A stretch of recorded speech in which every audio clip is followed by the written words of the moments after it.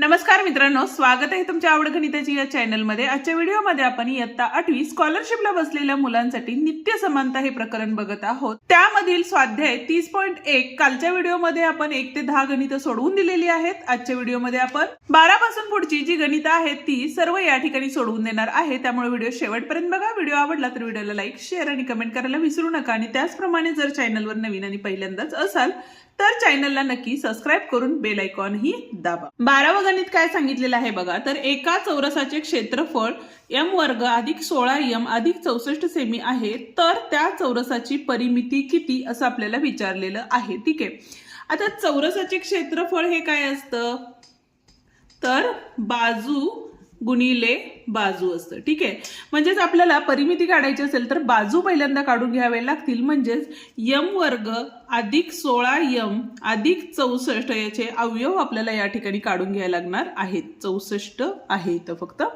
आता अवयव कसे काढणार आहे बघा। इथं 64 चे असे अवयव पाडले आपण तर काय येईल बघा। 8 8 64, 8 आणि 8 किती होतात, 16 होतात। बरोबर आहे, म्हणजे बेरीज केली तर 16 येते, गुणाकार केला तर 64 येतं। म्हणजेच आपले अवयव काय पडाले या ठिकाणी, तर डायरेक्ट लिहिलं तर m अधिक 8 आणि m अधिक 8 हे अवयव आपल्याला या ठिकाणी मिळणार आहेत। ठीक आहे, आता हे कसे पाडायचे हे माहिती नसेल तर त्याचेही व्हिडिओ आहेत, ते तुम्ही बघू शकता, किंवा इयत्ता 8वी चेही सगळे प्रकरण आपण आपल्या चॅनलवरती अपलोड केलेले आहेत। त्याची लिंक खाली डिस्क्रिप्शन मध्ये दिलेली आहे, ती तुम्ही बघू शकता जे तुम्हाला प्रकरण बघायचे आहे ते। ठीक आहे, आता आपल्याला काय झालं, हे काय झाली आपली बाजू झाली। एक बाजू काय आपली m अधिक 8 आहे, बरोबर आहे।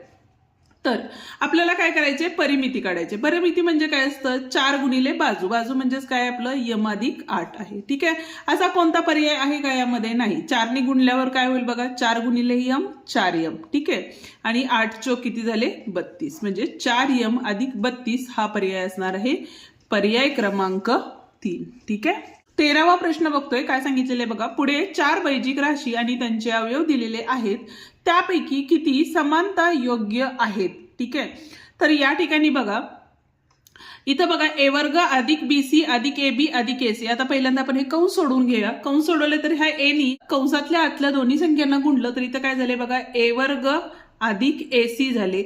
नंतर b नी गुणलं तर इथं काय झाले आपले ab अधिक bc झाले। आहे का बघा, a वर्ग bc आहे, AB आहे आणि AC आहे, म्हणजे पहिलं तर काय आहे आपलं नित्य समान आहे। ठीक आहे, म्हणजे ह्याला टिक करून ठेवूया।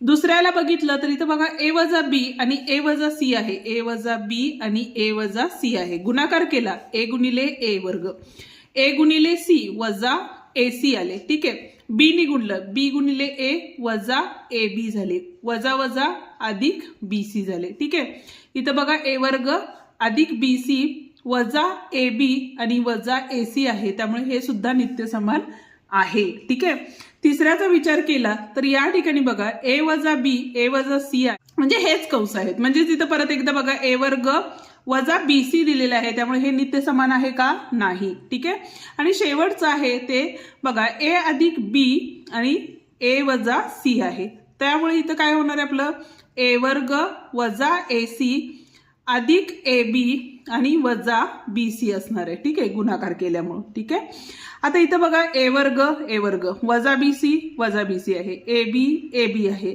आणि इथं अधिक ac आहे, पण इथं वजा ac आहे, म्हणजेच पहिला पर्याय आणि दुसरा पर्याय आहे।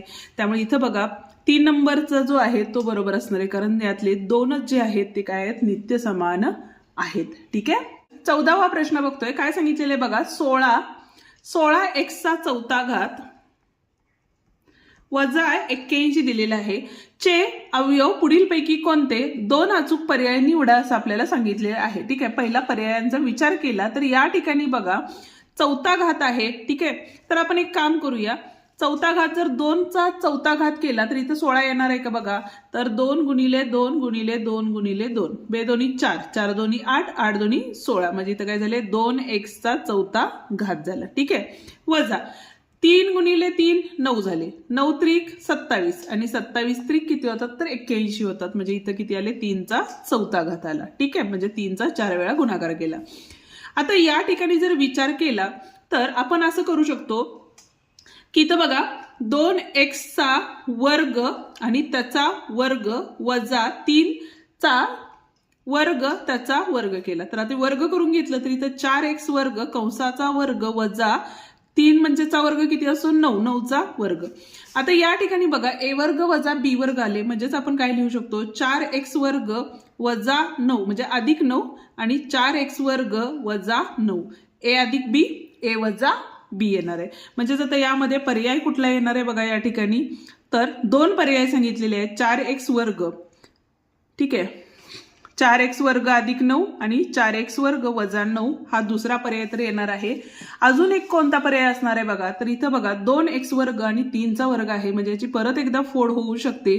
हा पहिला कंस तसंच राहणार आहे आणि दुसऱ्या कंसामध्ये बघा 2x अधिक 3 आणि 2x वजा 3 हा दुसरा कंस येणार आहे. ठीक आहे, म्हणजे हा पर्याय आहे का बघा इथं, तर पर्याय क्रमांक 3 या ठिकाणी काय आहे बरोबर पर्याय आहे. तुम्हाला ज्या ज्या वेळेला स्क्रीनशॉट काढून घ्यायचे असतील त्या त्या वेळेला तुम्ही स्क्रीनशॉट काढून घेऊ शकता.